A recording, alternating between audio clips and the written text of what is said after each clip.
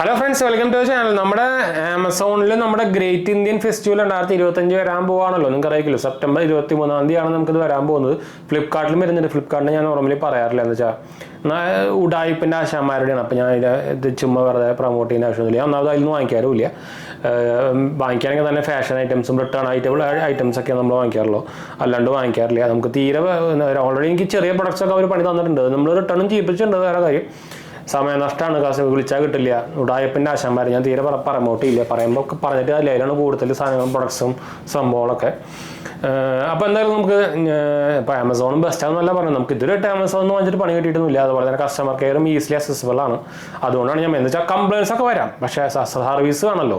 അത് ബ്രാൻഡ് ആയിക്കോട്ടെ, എന്ത് ബ്രാൻഡ് ആയിക്കോട്ടെ, അതുകൊണ്ടാണ് കേട്ടോ. അല്ലാണ്ട് ഇപ്പോൾ നമുക്ക് ഈ ആമസോൺ കാശ് വന്നിട്ട് ഫ്ലിപ്കാർട്ടിന് എന്താ വെച്ചാൽ നമുക്കൊന്നും ആമസോൺ കാശ് ചെയ്യാനുള്ള അത്ര വലിയ സംഭവം ഒന്നുമല്ല. നമ്മൾ വലിയ ആൾക്കാർക്ക് പോലും ആമസോൺ പ്രൊമോഷൻ ഒന്നും കൊടുക്കുന്നില്ല. അപ്പോൾ ഞാൻ പ്രത്യേകിച്ച് പറയേണ്ട ആവശ്യമൊന്നുമില്ല എന്നിരിക്കുന്നു. അപ്പോൾ എന്തായാലും ഈ നമ്മുടെ ആമസോൺ ഗ്രേറ്റ് ഇന്ത്യൻ ഫെസ്റ്റിവലിൽ ഓഫർ വരാൻ പോകുന്ന മോഡൽ ഓൾമോസ്റ്റ് ഒക്കെ റിലീസായിട്ടുണ്ട്, ലീക്ക് ആയിട്ടുണ്ട്. സാംസങ് S24 അൾട്ര, അതെനിക്ക് തോന്നുന്നത് 65-60 റേഞ്ചിൽ വരാനുള്ള ചാൻസ് ഉണ്ട്. 256 GB ആയിരിക്കും. 512 GB വരാനുള്ള ചാൻസ് കുറവാണ്. സ്റ്റോക്ക് ഔട്ടൊക്കെ ആയെന്നാണ് കേട്ടത്.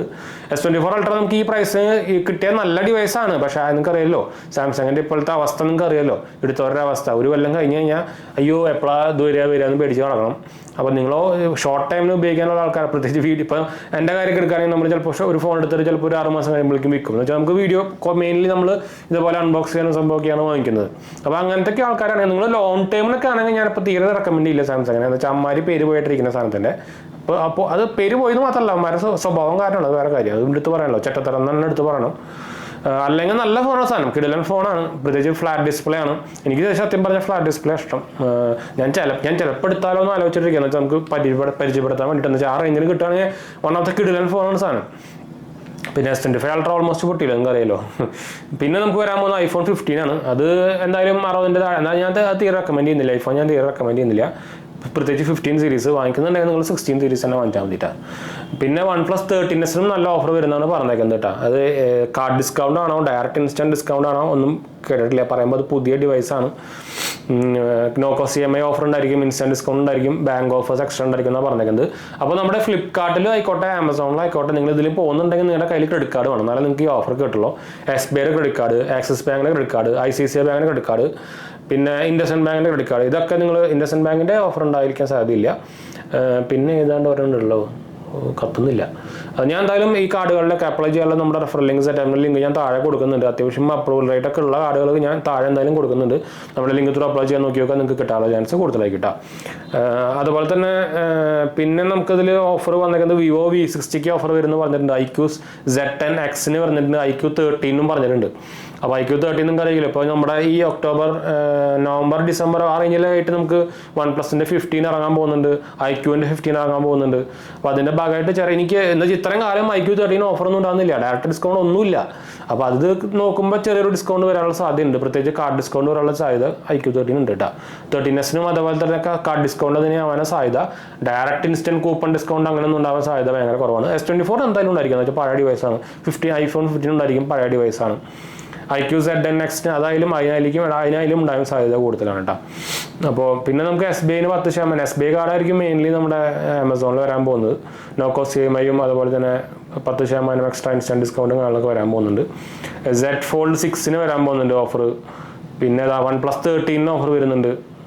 പിന്നെ Moto Razr 60 Ultra, Realme GT7 Pro, Xiaomi 15 വരുന്നുണ്ടെന്നാണ് കേട്ടത്. Xiaomi 15 നമുക്കൊരു 50 റേഞ്ചിലേക്ക് കിട്ടുകയാണെങ്കിൽ നല്ല കിടലൻ ഡിവൈസ് ആട്ടാ. Vivo X2 FEയും അതും കാർഡ് ഡിസ്കൗണ്ട് വരാനുള്ള ചാൻസ് ഉണ്ട്. പുതിയ ഡിവൈസുകൾക്കൊക്കെ അവർ കാർഡ് ഡിസ്കൗണ്ട് മാത്രമേ വയ്ക്കുള്ളൂ, ഇൻസ്റ്റൻറ്റ് ഡിസ്കൗണ്ട് വയ്ക്കാനുള്ള സാധ്യത ഭയങ്കര കുറവാണ് കേട്ടോ. Vivo X2 ആയാലും ഓഫർ വരുന്നത് പറഞ്ഞിട്ടുണ്ട്. അതിന് ചിലപ്പോൾ ചാൻസ് ഉണ്ട്, എന്ന് വെച്ചാൽ പുതിയ മോഡൽ ഇറങ്ങാൻ പോവാണ്. Vivo ഒക്കെ ആണെങ്കിൽ നമുക്ക് പുതിയ മോഡൽ ഇറങ്ങുമ്പോൾ ഒരു പഴയ മോഡൽ, പ്രത്യേകിച്ച് X സീരീസ് ഒക്കെ അവർ നിർത്തും, പ്രൊഡക്ഷൻ അല്ലെങ്കിൽ സെയിൽസ് നിർത്തും. അപ്പോൾ അതിന് അങ്ങനെ ചാൻസ് ഉണ്ട്.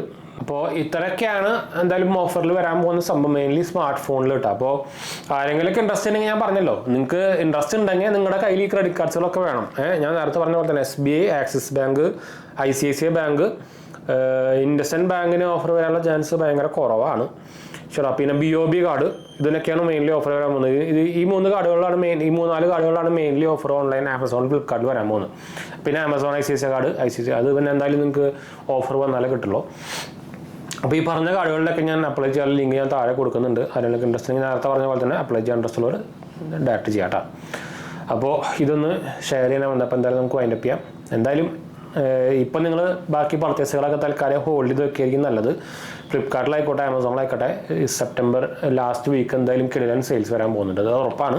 അപ്പോൾ അതുകൊണ്ട് തന്നെ വലിയ പർച്ചേസും കാര്യങ്ങളൊക്കെ ചെയ്യാൻ ഉദ്ദേശം ഉണ്ടെങ്കിൽ പ്രത്യേകിച്ച് ഓൺലൈൻ ഒന്ന് ഹോൾഡ് ചെയ്ത് വെക്കുക, ലാസ്റ്റ് വീക്കിന് വെക്കുക കേട്ടോ. അപ്പോൾ വൈൻഡപ്പ് ചെയ്യാം. അടുത്ത കാണാം.